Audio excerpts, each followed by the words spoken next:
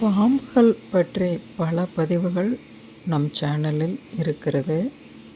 இன்று நாம் பார்ப்பது கூட்டமாக பாம்புகளை நீங்கள் கனவுல கண்டீங்கன்னா, அது ஒரு மரத்தில் சுற்றிக்கிட்டு இருக்கு, கீழே உக்காந்துருக்கு, ஊறிக்கிட்டு இருக்கு, ஏதோ ஒன்று. ஆனால் கூட்டமாக பார்க்குறீங்க அப்படின்னா அது நல்லது. உங்களோட வருமானத்தில் இனி அதிகமாகும். இல்லை, நீங்கள் வயசானவங்க சம்பாதிக்கலை, ஆனால் இப்படி கூட்டமாக கண்டீங்க அப்படின்னா உங்கள் வீட்டில் இருக்க குழந்தைகள் நல்லா சம்பாதிப்பாங்க.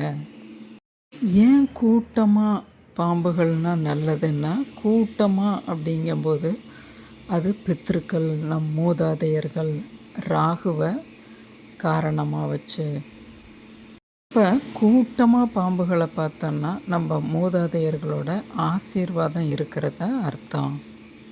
அந்த கூட்டமாக பார்த்த பாம்புகளை பார்த்துட்டு மட்டும் கனவை விட்டுட்டிங்கன்னா, இது மாதிரி பொருளாதார முன்னேற்றம், வீடு சுபிட்சமாக நல்ல மனநிறைவோட, அதுலேயே 1 2 உங்களை நோக்கி வருது.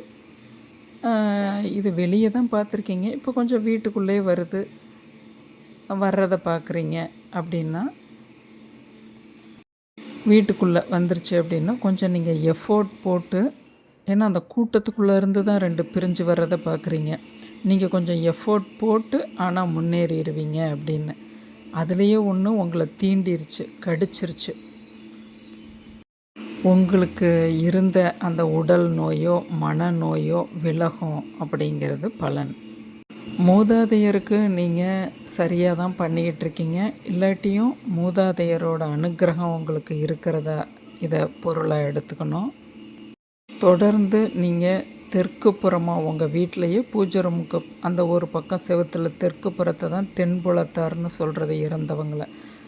அவங்கக்கிட்டேயும் ஒரு ஆசீர்வாதம் வாங்கிக்கிறது போல் ஒரு கும்பிடு போட்டுக்கிறது, வணக்கம் சொல்லிக்கிறது, ஒரு அட்டண்டன்ஸ் அவங்களுக்காக ஒரு நிமிஷம் அவங்களுக்காக நேரம் ஒதுக்கி நினைக்கிறதுங்கிறதெல்லாம் உங்களுக்கு அளப்பரிய ஒரு வாழ்க்கையில் நல்ல புரிதலை, உணர்தலை தரும்.